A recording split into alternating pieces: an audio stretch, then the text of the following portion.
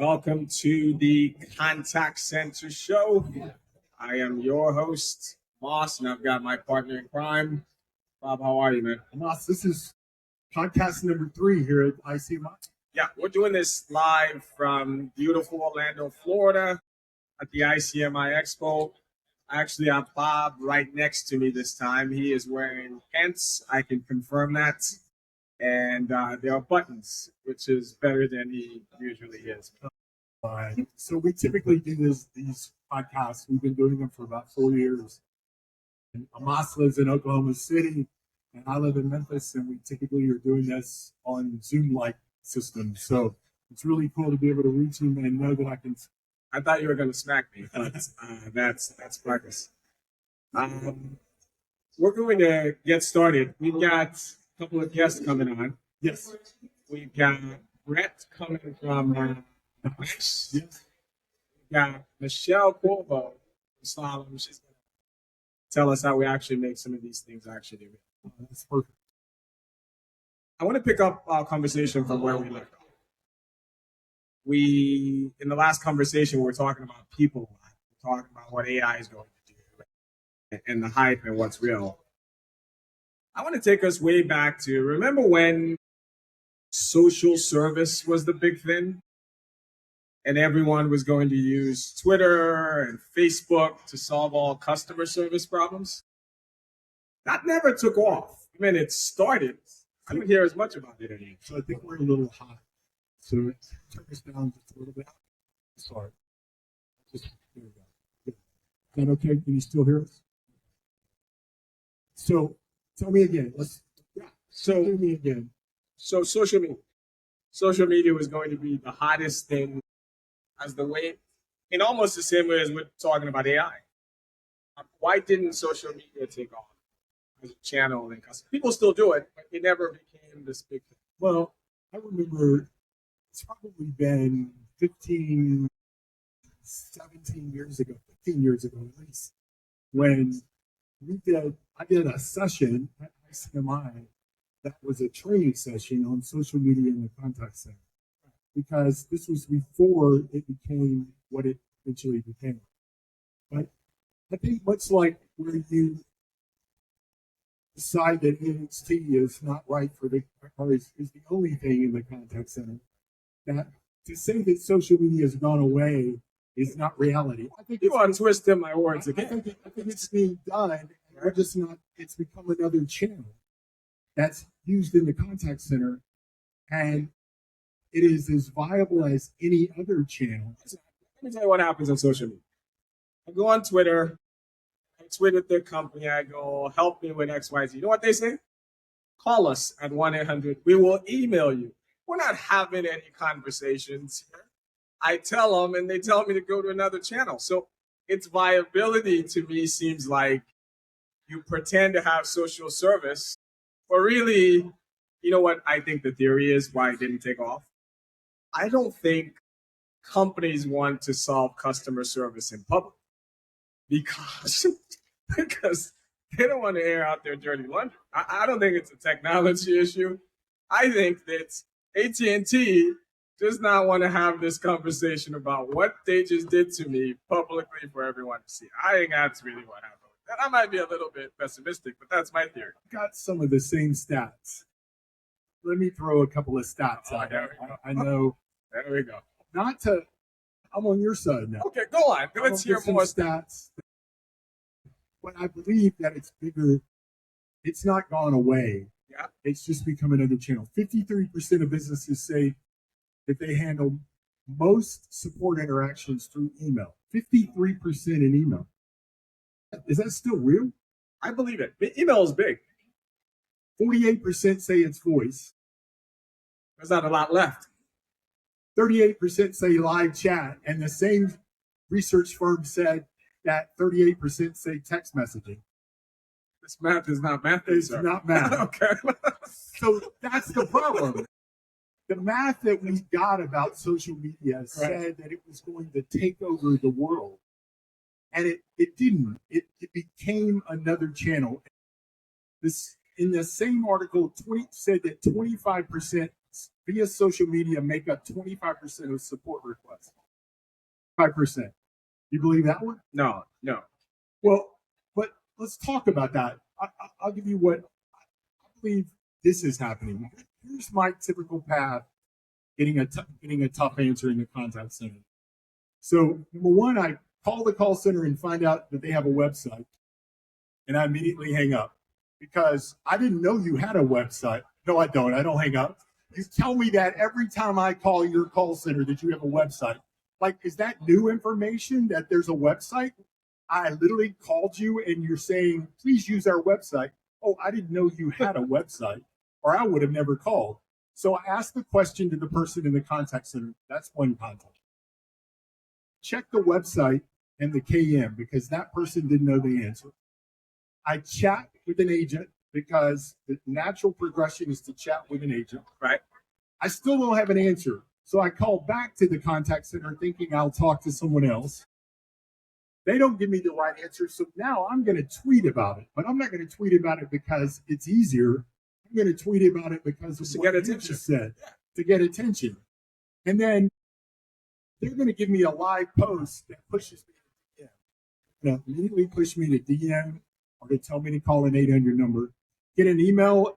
I then get an email or a call to discuss the issue. Finally, I get an answer. And at least 3 humans were involved. Why didn't AI fix that? We're going to get to AI in a second. And AI, I am a technologist, recovering technologist. But I think AI has a part to play. But let's go back to your 10 steps to get your answer. It makes me wonder, what's the customer experience? What is the NPS score of that experience you just talked about? Well, but what I learned, and there's a certain percentage of customers who have learned this, that most contact centers have their best reps in their social team. Yeah. So I've learned that if I'll just start with a social channel, I'll get an answer. I may have to call another 800 number, DM. I may have to like their page. I may have to do a lot of things. But if I'm talking to somebody or I'm chatting with somebody in the social team, I've got the best of the best. And that's the problem, is that is a viable channel because you put the best of the best in it. Well, I've got bad news for you about these humans you keep talking about that are helping you. So we've got some great companies here sponsoring the event. Some of them are public. All the stocks of BPO companies or companies who have much to do with the contact center are down pretty significantly in a bull market, their stock price, which means Wall Street believes that there will be less humans in the contact center. There's more. You've got CEO of Google, CEO of Tata saying the days of having humans in the contact center might be coming to an end. I haven't heard any of that here today. And they say all of this is going to happen because of AI. Bob, are you saying all of these people who have bet their money, are you saying you know better than the CEO of Google, CEO of Tata? Why are you not of the mind that AI is going to eliminate more of these humans? Because the same people that said that AI was going to eliminate half of my contact center, right, told me that when the internet started, that they were going to eliminate 50% of my call traffic. And when chat started, they told me 50% of my contact center was going away. Right. And when the digital channels opened up, they told me 50% of my contact was going to go away. And when CRM came around, they told me 50% of my contact was going to go away. And whenever AI comes along, they're telling me that 50% of my contact center is going to go away. Fool me once, shame on me. Fool me twice, shame on me. We're gonna have Brett in here, who's actually, in the middle of trying to get this to happen. And after this conversation, he's probably excited to be here. he's gonna be excited. Yeah. But before we bring Brett on, I do want to see if you're sympathetic to this view. All of those examples you gave, it is true, right? IVR, everything you chronologically mentioned, it didn't come to pass. It didn't. It didn't. And we have more agents in our contact centers today than we've ever had. You're correct. But are you sympathetic to the idea that this one is different? I'm not. This one has a lot more power. Let me give you a quote. He says, CEO of Alphabet, this invention is bigger than fire. The invention of fire. Are you, Mr. Furness, saying this man does not know what he's talking? I think if I was trying to sell the products that he's trying to sell, I might say that it's bigger than fire. That's what I think. Because the research says, Economist Magazine says in Britain that the number of people working in contact centers have steadily grown, and that there are 8,000 contact centers in Britain, 800,000 agents in Britain.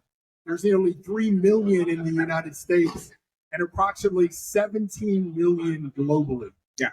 Yeah. No. So if there's 17, we're going to eliminate, well, half of those 17 million. Is that what you believe? Well, good news. We're going to have Brett here in a minute. But before we bring Brett on, the last comment I'm going to make is this is actually quite interesting. The data doesn't show that we're eliminating contact centers. The data shows contact centers are growing, right? This is a prediction about looking into the future.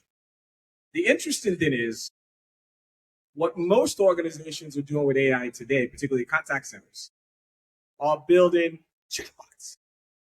You know what customers really ask for?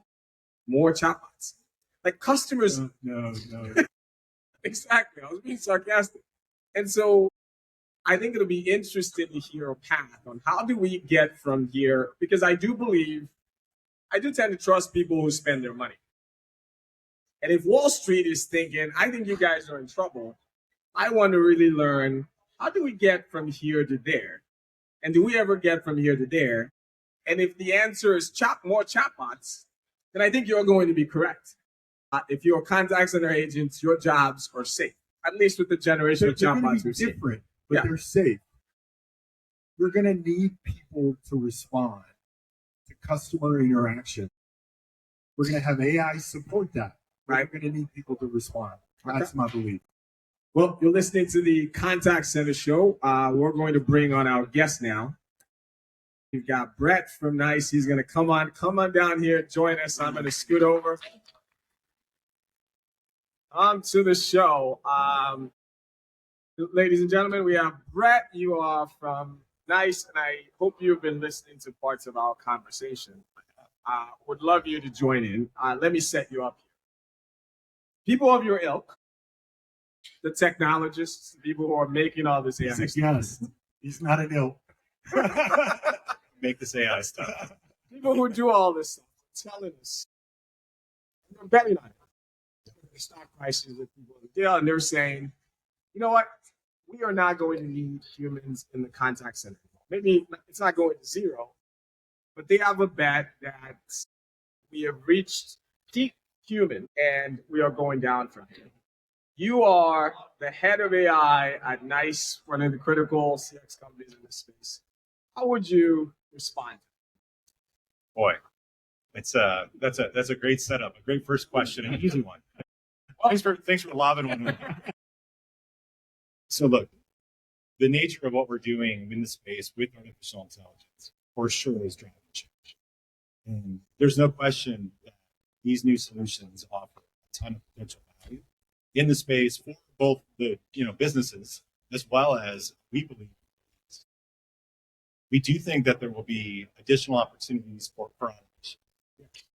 Does that mean that contact volumes and live agents are going to go to zero in 3 or 4 years? I personally don't believe that at all. So I would say, for one, I don't think that that's on the plate. I think that it's going to take time even to see significant savings in value, and that ultimately, and this is what I talked about today, this idea that throwing the latest technology like generative AI and large language models at customer experience isn't a silver bullet. It takes more than that. And I thought, Bob, you were talking about how some of these jobs are going to change. We also see that. So today we're doing a lot of work and we're seeing organizations that are focusing on sort of replicating, what humans do and automating more interactions. Tomorrow, we see more of the current employees training systems, overseeing them, watching over multiple conversations. When you think about AI at a grocery store, I love this analogy. Think about self-checkout lanes at a grocery store. The first time I saw a self-checkout lane, I thought, there are not going to be any more manual checkout lanes. Right. I don't like waiting. I'm not going to do that. But you go to the grocery store today and that doesn't happen. We still have all these lanes that are open. And even the self-checkout lane is manned by multiple employees that previously were checkout people. So the dynamic is going to change. I think that we will see automation, but certainly it's not this wave that, this isn't going to happen next year and we're not going to be. I've got an experience for you since you brought that up. If you're not a Sam's member, you have to join Sam's just so you can go in and shop and so you can walk out the self-check lane, because you can literally put everything in your basket. You've signed up for it. I put my credit card in. I walk under what looks like a projector, and on my phone comes a receipt, and I show the person as I'm walking out the door. I've never waited. I've never talked to anyone except the person at the door, and I've never taken anything out of my basket. It is an incredible experience. Yeah. The question is, much to the reality of AI in the contact center, is, can we scale? Can they scale to that model? Can they make that the reality for everybody that walks into the store? Because they still only have one of those. Yeah. There's still a whole lot of other checkouts, including live people and including the model that you said, which is one person manning 6. But in the contact center, I think that the complexity of the interaction, I think it's similar. It's going to be better than the experience was when we scraped off what we scraped off in the IVR. Yep. Remember, so in a world where we still get IVRs and the experience is still press 1 in some cases, Yep. right? Absolutely. Those are people that haven't talked to NICE, because the experience at NICE is a voice. It's a voice environment. Talk to us about, what are you seeing in the future that's going to be automated in the contact center that potentially has the ability to either free up the agent for something better to do, a better interaction, or is potentially going to reduce the number of agents that we have? Sure. I mean, the interesting thing is so let's talk about those two separate things. Okay, that's great. I usually ask 2 questions. So sorry. So one is on the automation side. We do see that some of the solutions that are available, even though it does have specific requirements, right? To access the different data, CRM data, other CX data, all kinds of information that the system can actually plug into and do something with in order to achieve actual automation. Like you guys were talking about chatbots before I walked over. Absolutely, nobody's looking for a menu-based click here and then do this thing next, sort of a chatbot. More of those isn't going to help anything. But if you can have a conversational bot that recognizes you, that knows that last week you contacted in about this kind of a fee, and then this fee was applied to your bill, and now you're looking at your account and you're trying to figure it out again, and is able to prompt that proactively and understands that about you, or at least can think that it does about you, and offer help at that point before you have to call somebody, then we see an opportunity for automation in that space and a better experience for everybody. You talked about that. That was one of the ones I got out of your keynote today. You talked about that. And when you talk about it knowing me, how does it know me? Yeah. What's the inner workings of how it knows me? It's a great question, because you got to be really careful with this. Okay. Okay. So there's this borderline between, insightful and creepy. Okay. And we all want to make sure that we're not being creepy. If I can not talk to an agent, you can be creepy with it. Let's write that down. But honestly, being creepy means, like, I'm going to start asking you about things or know things about you that aren't relevant to what you're trying to do today. Nobody wants another version of kind of Big Brother that understands more about me and is getting off topic maybe pushing marketing on me when I don't want it. Yeah, that's true. Different things like that. That's So you true. got to be careful about that. But at the same time, if I can understand that, you call in to pay your bill every single month, and I can make that experience because I know that's your pattern, and you called in on the first of the month again, then there's an opportunity for a better experience. If I know you never use an IVR and I can get you to a live representative right away, then that can help the experience. Yes, sir. The second one, yeah. The second one was, what are the things we'll automate behind the scenes to make employees' lives better, things like that. There are a ton of opportunities that are win, right? It's win for the representatives, the agents. It's a win for the company, and it's a win for the consumer. These are things like auto summary I talked about today, and even more complex things like we work with organizations that automate the identification and documentation of regulatory compliance. For financial services, this is a big deal, and it's a huge stressful thing for frontline teams. And they're trying to do it while they're navigating this conversation of, guess what? Yeah, Somebody's they're complaining. they're opening up another Screen. Yeah, you've got these drop downs that have this huge list of stuff they have to pick They've read from. that to me many times. And it takes minutes, and nobody's happy. And if they get it wrong, it's a big impact. So if you can use AI to run in the background and do that work for them, let them approve it if it's appropriate, and then they can focus on the customer, and they don't have to jump on after call work and get stressed out about that metric. Everybody wins in that scenario. So those are big things that are a big focus area right now, as well as live agent assistance. And you got to be careful there too, but prompting with things that make their job easier and just able to focus on the person and not the hard work of like looking for knowledge content, Right. surfing through other applications, all that stuff that nobody wants to do.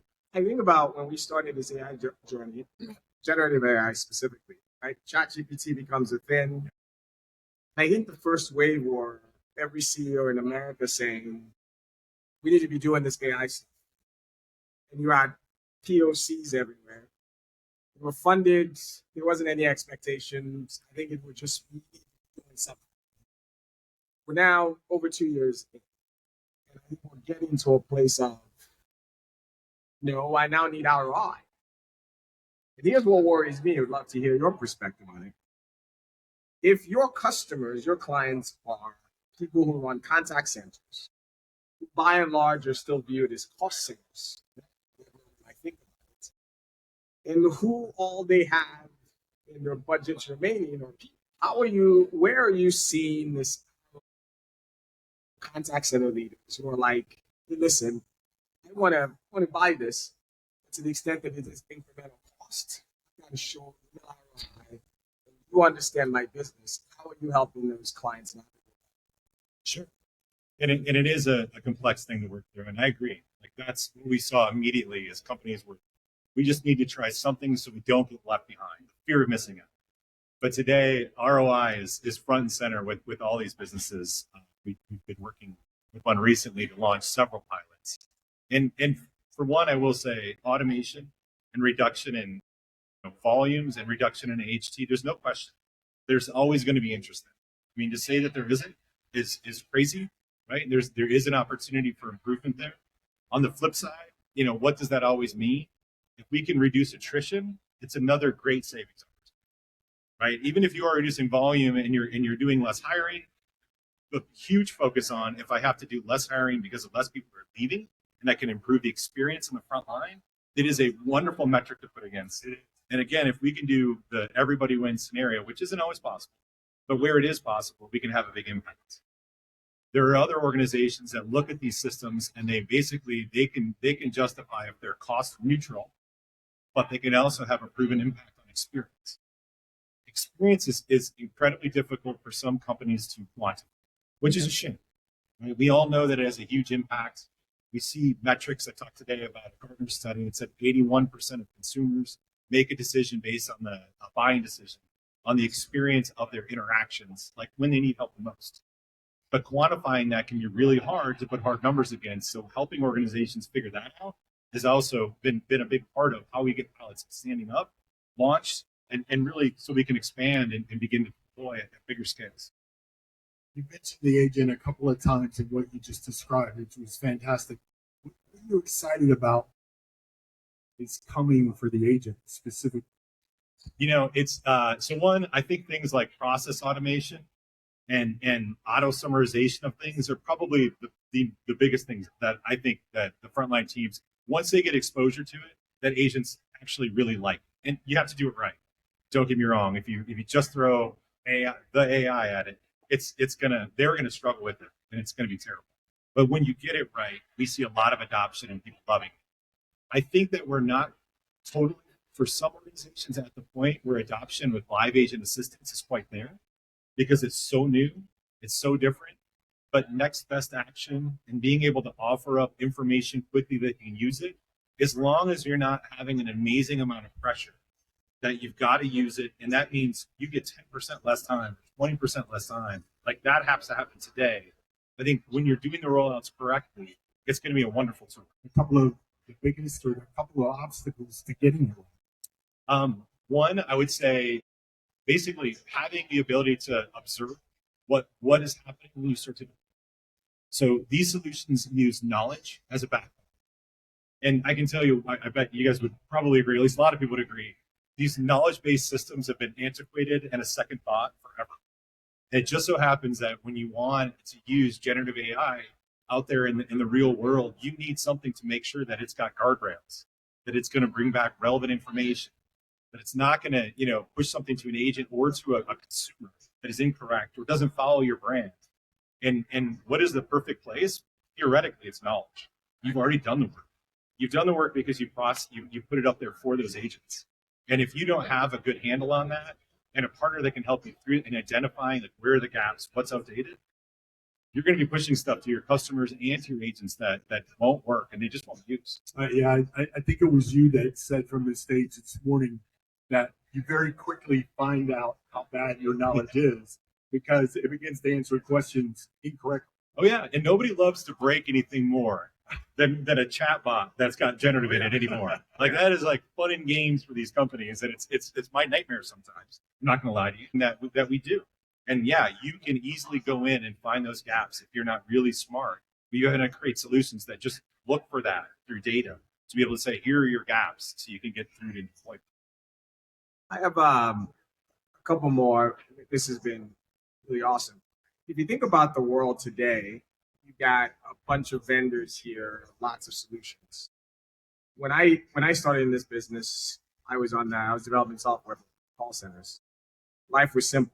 If you wanted ACDs, you went to Avaya, Cisco, a handful of shops. You wanted the agent desktop, Siebel, SAP, and later on Salesforce, what have you. Fast forward to 2024. Can't imagine being a CTO responsible for the contact center. I do this for a living, and it is confusing. What do you say to clients? Every company is an AI company. NICE has this platform. How do you help them navigate this confusing world of, I have so many options. Some of them talk to one another. What advice do you give them? These guys are just trying to improve their businesses and want to use the best tools. Sure. I mean, we say come to NICE. No, but honestly, the reality is there are specific things we can talk about how organizations are being successful. And for us, one of the things that we talk about a lot as well is disjointed infrastructure. So when you say some companies work together and some, that's really disjointed infrastructure has been a challenge for a long time for CTOs and other IT organizations because managing between release schedules, between connectivity, having disjointed databases, different timing when you have information being pushed, like it can really cause pain within the organization, but never like now. So when we talk about the use of AI, and I'm telling you, you need to access to a knowledge base, you need access to the CRM, you need access to the voice channel, you need access to these other things. If you can't put those things together, you're absolutely going to leave business cases on the table and functionality you can never get to. So that's why we continue, or at least I believe we continue to see such a focus on CCaaS, as I want providers to be able to cover more things so that I can, have one organization, not just one, right? But you're always going to have multiple in your space, but different organizations that are controlling more things, and I can push on performance in one business versus a whole bunch of others. And more, I want integration. I need a unified, data platform that we can access this information, and that I can roll out functionality across different channels that are similar.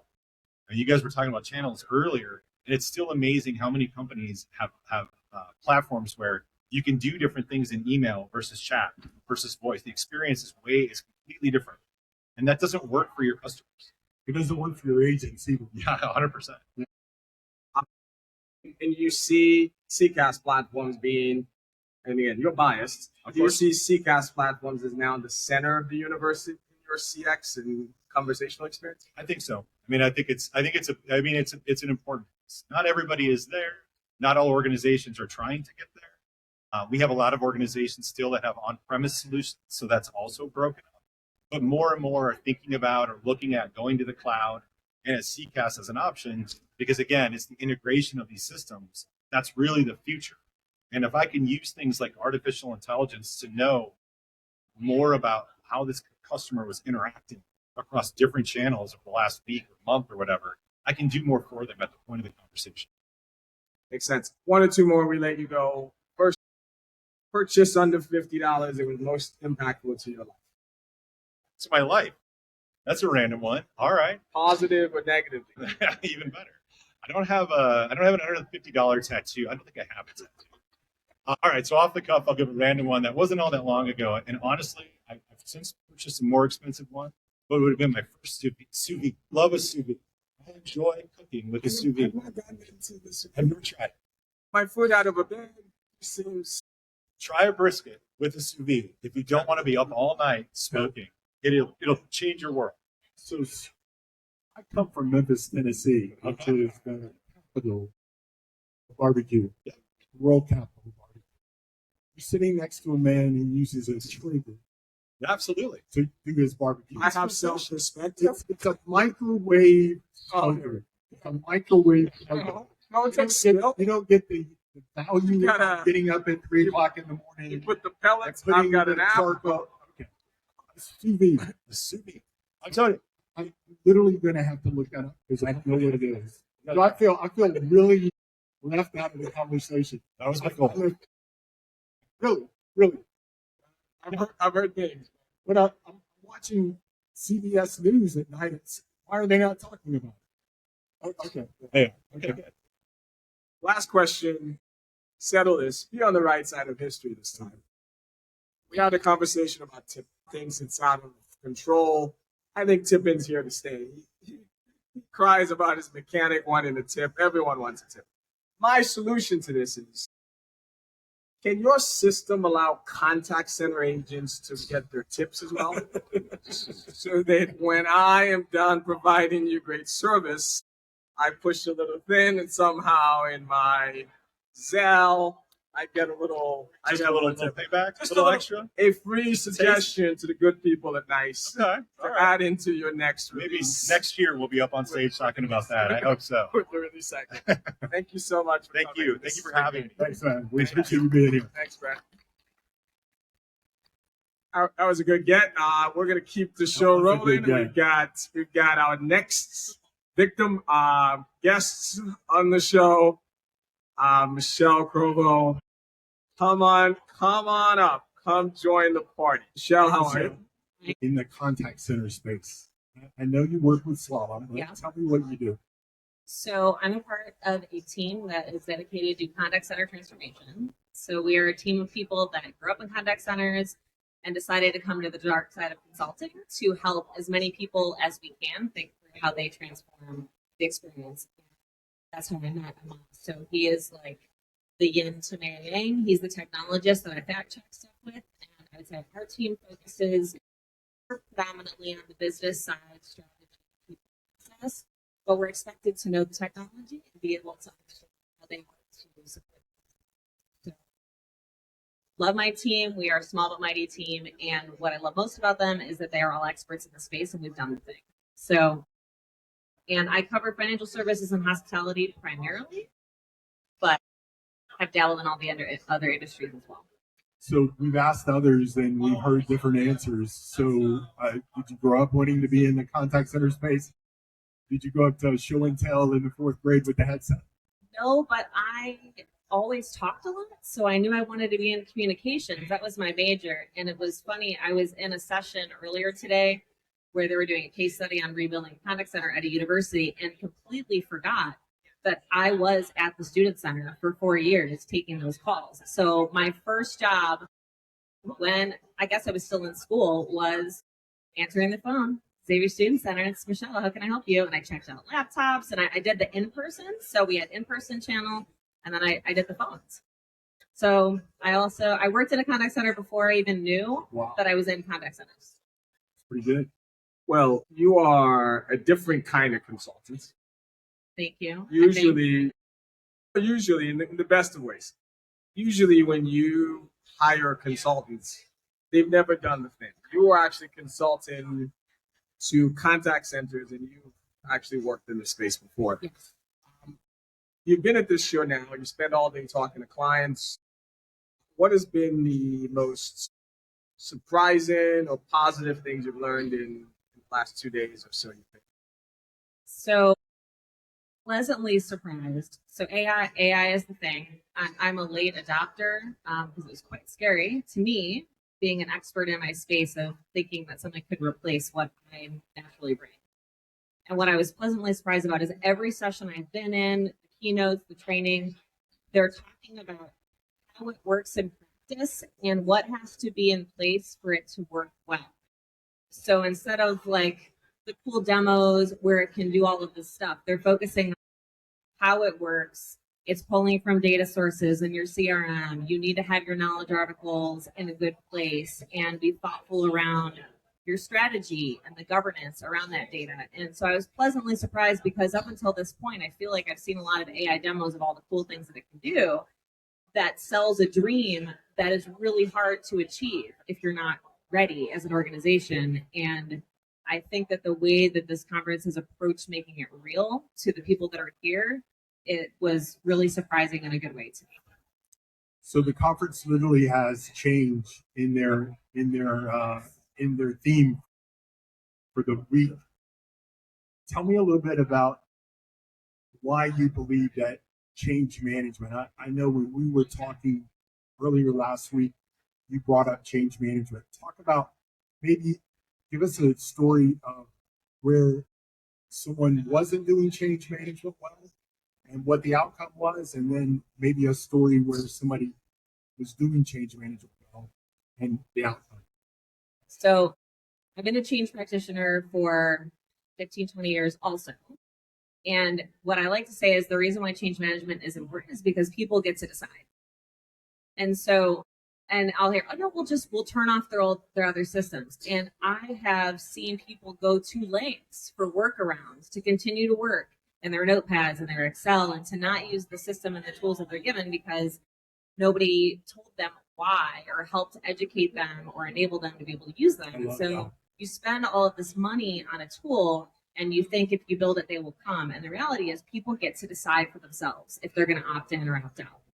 The other thing that I say why change is important is that if you don't inform people and educate them, they will make up their own story in the absence of information.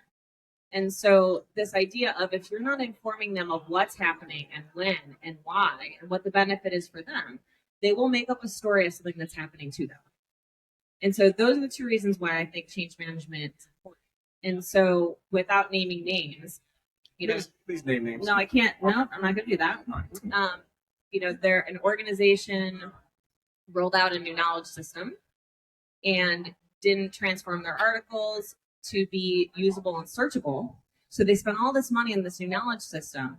And then there was a small chat team in the organization that built a different system that folks learned about. When they rolled out the new knowledge management system, nobody was using it. And instead, they asked to get access to this other system that they felt worked more like Google. So again, they didn't involve people in the process of figuring out how they should set it up. What should the articles look like? How should they be organized? What do people normally search for? And so they invested all this money to do a project. And since that later has been let go and they're starting over because they didn't put people at the center of it, they didn't engage them, and they didn't turn off the other things they'd rather use. They were also Googling. Some of part of their job is publicly available information. Instead of using the internal knowledge management system, they're counting on Google to tell them the right answer, which is unfortunate and in some cases not great because not everything is available publicly. Exactly. So sometimes when we're doing our podcast, I turn to the audience, the imaginary audience that's in front of me in my office upstairs at my house. And I say something to them that I think is important, or I remind them of something. So for the folks standing in front of us and for the people online, what you just said is so important to the success of implementation, anything that we've talked about this week. And yet, I can't, probably I would have to, in the last 10 years, I would have to have both hands and both feet to count the number of customers who, when it comes time to sign their contract in the negotiation of what it's going to take to implement something like Salesforce or something other product, is, wow, we can't afford that. We're going to take out this change management piece here. And we'll do that. It's always the first thing to It's go. the first thing to go. And so I'm going to talk to the folks listening and say, go back and listen to that again of what Michelle just talked about change management, because don't let that happen to your contact center. You have 3, you have 30, you have 50, you have 300, you have 3,000 agents that you are responsible to. Don't let that come out of the contract. Find another way to negotiate and make that happen, because that change management piece is more important than any other part of that implementation for the success in the life of the agent, which obviously affects the life.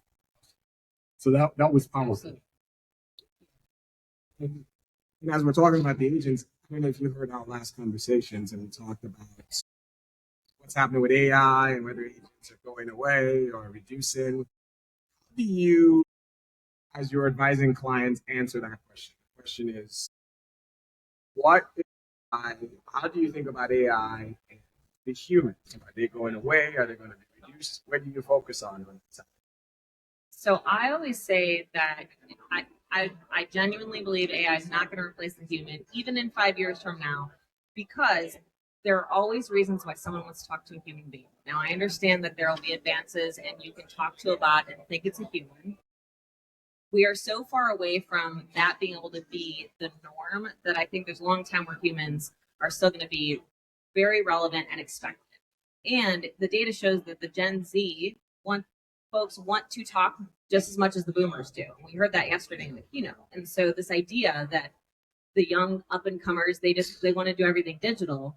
They don't. For simple stuff, they do. But they want to have a conversation and be educated, especially when it comes to your healthcare or your financial services or products that you're interested, that you're investing in. So when I talk to customers, it's about how do you remove the low value, mundane tasks so that you start to turn contact center jobs into a career. And I think that's the opportunity. And what I think the big changes that organizations may not be prepared for is that once you pull out of the system all of those easy things that people can do for themselves and they don't need someone to help them with the complex, or they only need help with the complex, you're going to require a different skill set. You're going to need to pay people more. Now, all of a sudden, people can think about having a career in a contact center instead of it just being a job. And maybe the ones that are going to go away are the ones that didn't want that. I heard your conversation earlier about going to McDonald's, losing people to that. Some people do want it to be an easier job, and that's okay. So I think that's the disruption that's coming is once you remove all of the lower complexity, low value added tasks, you start to do summarization and you can prompt articles and you make them smarter. And they're just focusing on becoming the best expert. Those people are going to expect that you pay them more, and you should. And that then there's going to be a different war on talent in the contact centers than you see today. So when we talk to our clients, it's not about replacing agents. It's about what are your agents telling you all the time that they'd rather not do? Start there. And that's how you get their buy-in, is what are the top 3 things that if someone else could do it for them and they double check, that you would reward them for it. They're meeting their AHT metrics, which I know we talked about AHT. and then build from there on, okay, well, what are your customers saying they would rather do? And so we have this huge resource in contact centers of people, and they'll tell you anything if you sit down and talk to them. So sit down and look at them and listen, and they'll help you figure out what your first 5 use cases should be. I love that. Sitting down and talking to your agents is the most powerful impact that you can have in a contact center. You can hire consultants to do it, and we'll do it for you, or you can do it yourself, but it makes a difference. I know that a lot of transformations, you talked about one that failed and it's being redone. What's the top 1 or 2 reasons that transformations in the contact center fail? I think part of it is when you treat it like a project, as a thing that you do and then you stop. So transformation typically requires behavior change, which is not something that you launch and then assume that it's there. It requires repetition and reinforcement. And so I think it's that, and just launching a thing and then assuming that you've had victory. And then the other reason I think that transformations fail in general, whether it's in the contact center or otherwise, is you haven't spent the time to get everybody on board and on the same page. But they don't all agree on why it's happening or that it's necessary, and haven't bought in and signed up for their part in it. So there are things that impact contact center every single day. And when you think about transforming, there are a lot of people that need to agree, be on board. It's not just about funding, it's everything that happens in an organization, decisions that they make impact the contact center. And if they're not thinking about you, it's probably going to impact you negatively. So I think transformations fail because people are not bringing everybody along at all the time. And I also think they fail because they're doing things to their agents and their reps as opposed to with them. And they're not because it's hard. It's hard to stop and take the time to do and have the energy to pull people off the phones and have focus groups and observe them before you start to roll something out. And because, like I said, people can decide. If you don't include them, then what is it in for? It's something that's happening to them, not with them.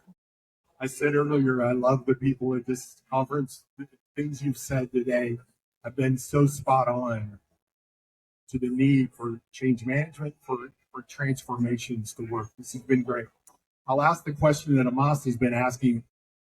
So what's something that you bought recently that costs $50 or less that impacted your life either positively or negatively? Okay, well, No pressure. I heard you ask this before, so I was thinking about what that was, and I don't know about my whole life. So it's going to be a long answer because I'm a talker. Recently, I have decided to buy like the fanny pack that you put over your shoulder, and then it's cool as opposed to the one that you wear in your waist. Right. And so, being a mom of 2, there was a point in my life where I used to carry purses before the kids, and then I gave that up for the diaper bag. And then after the diapers went away, I never opted back into the purse life. So I'm the lady who's like walking around with her phone and her keys everywhere. And my sister had this. I made fun of her for the fanny pack, and then she's like, "You should just try it." And I put it on. It's literally changed my whole life. It has everything in it. It's like this big. I could take it to a concert, and they don't make me. I mean, I have my lip on, my phone, my keys, a pen, everything that I need in a fanny pack. So it's like a fanny pack from the 80s. That is so hilarious because I actually had a conversation with my wife before Disney World after she the has conference. she has And to we get the talked to her about the fanny pack, and she was like, "I'm not wearing a fanny pack. I'll look silly." All the cool kids are doing it. The efficient kids are doing it, and I'm sure you can borrow mine for a minute. Sure, I'll let you. That's awesome. That's awesome. Michelle, this has been great. I've talked to you 100 times. I haven't heard that speech about change before. It was Too busy. They didn't want to work beside you every day. It was so good. It was so good. Michelle, I appreciate it. Thank you. thanks for coming on. Fantastic. Thank you. Thank you. So, Bob, as we wrap up, I'm going to ask you 2 questions. One of them I know is coming, and the other one I have no idea where it's coming from. So, where are you going to? The first one is what am I looking forward to tomorrow? Well, I'll definitely be up early for the keynote. Yep. Because walk away from keynotes re-energized and ready to go home and do something different. And then I'm looking forward to our show tomorrow at 2 o'clock with Nate Brown. I can't. Because Nate Brown always brings the energy. I can't. I have huge. I think he does drugs. I tried to grow one, and I looked like I saw you. yeah, it was scary. It was like just a muff. Let's start this room. Where do you think Nate gets all of his energy from? I think drugs. What do you think? I think it's raw milk. Okay. It's an inside joke to that. You'll Listen to the podcast. You'll find out tomorrow. You'll find out if you tomorrow. come join us. Last question. I think now that you've given up the idea of tips becoming less, there'll be more tips. I think we should have a tip. I think we should just put a tip jar. We should put a tip jar, and when you click on our show on Spotify, there's a thing to give tips. I think we too should. We should see about bringing that to Spotify. We should collect a little bit. Or we could just put our cash out on it, or our Venmo. That's what we do. That's what we do. So that's what we learned today, ladies and gentlemen. Thanks for sticking with us for an hour. Thanks. We'll be back tomorrow at 2 p.m. Eastern. Thank you. Get down to one person.